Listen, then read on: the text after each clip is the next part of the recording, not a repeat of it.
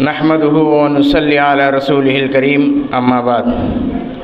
صوبائی جمعیت اہل حدیث مہاراشٹر کے امیر جناب ڈاکٹر سعید احمد فیضی صاحب، ناظم اعلیٰ حافظ عنایت اللہ محمدی صاحب اور ہمارے معزز و موقر علماء کرام شیخ عبدالوحید سلفی صاحب، شیخ محمد فاروق عمری صاحب اور مقامی جمعیت اہل حدیث آکوٹ کے امیر و جملہ ذمہ داران اور سامعین و سامعات، الحمدللہ آج ایک عرصے کے بعد صوبائی جمعیت کے امیر جناب ڈاکٹر سعید احمد فیضی صاحب کی صدارت میں جمعیت اہل حدیث آکوٹ کے زیر اہتمام آج کا پروگرام منعقد کیا گیا۔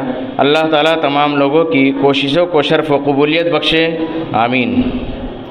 ملک کے موجودہ حالات کیا ہیں اور مستقبل میں کیا ہو سکتا ہے، اس سے ہم سب لوگ بخوبی واقف ہیں، اور ہم دعا بھی کرتے ہیں کہ اللہ تعالیٰ اس ملک میں امن و امان کے ساتھ پوری قوم و ملت کی حفاظت فرمائے، آمین۔ میں کوئی مقرر نہیں ہوں، لیکن مجھے جمعیت اہل حدیث کے آکوٹ نے یہاں پر تاثرات کے لیے مدعو کیا ہے، تو میں صرف اتنا کہنا چاہتا ہوں کہ ہم جس طرح فرائض کو محض اللہ رب العالمین کی رضا و خوشنودی کے لیے ادا کرتے ہیں، اسی طرح ہم کو دین و جماعت کے کاموں میں اللہ تبارک و تعالیٰ کی رضامندی کے لیے ہی کرنا چاہیے۔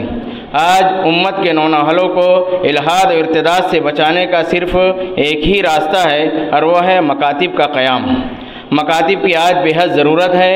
ہم ان کے ذریعے آنے والی نسل کے ایمان و یقین کی حفاظت کر سکتے ہیں۔ مکاتب ہماری بنیاد ہے، یہ اسلامی سماج کے لیے ریڑھ کی ہڈی ہے، ریڑھ کی ہڈی کی مانند ہے، یہ بڑی اہمیت کی حامل ہے، انہیں کسی حال نظر انداز نہیں کیا جا سکتا۔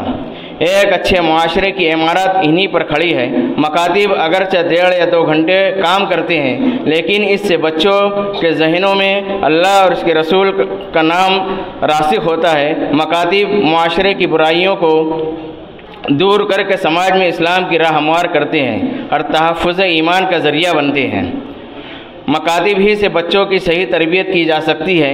بچے چونکہ خالی ذہن ہوتے ہیں اور بچپن میں ان کے ذہنوں میں جو بٹھا دیا جاتا ہے وہ پختہ ہو جاتا ہے، اس لیے مکتب کی تعلیم کا بچوں پر سب سے زیادہ اثر پڑتا ہے۔ اسی ضرورت کو محسوس کرتے ہوئے صوبائی جمعیت اہل حدیث مہاراشٹر کے امیر جناب ڈاکٹر سعید احمد فیضی صاحب کی توجہ اور فکر سے ایک نصاب تعلیم مرتب کیا گیا ہے، جس میں اسلامی عقیدہ، سیرت النبی اور سیرت خلفائے راشدین کے علاوہ مسنون نماز و اذکار عادیہ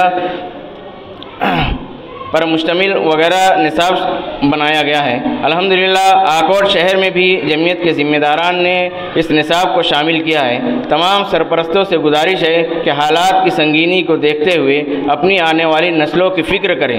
اللہ تعالی ہم سب کو نسل نو کی فکر کرنے کی اور ان کے ایمان و اخلاق اور کردار کی حفاظت کرنے کی توفیق عطا فرمائے، آمین۔ وآخر دعوانا ان الحمدللہ رب العالمین۔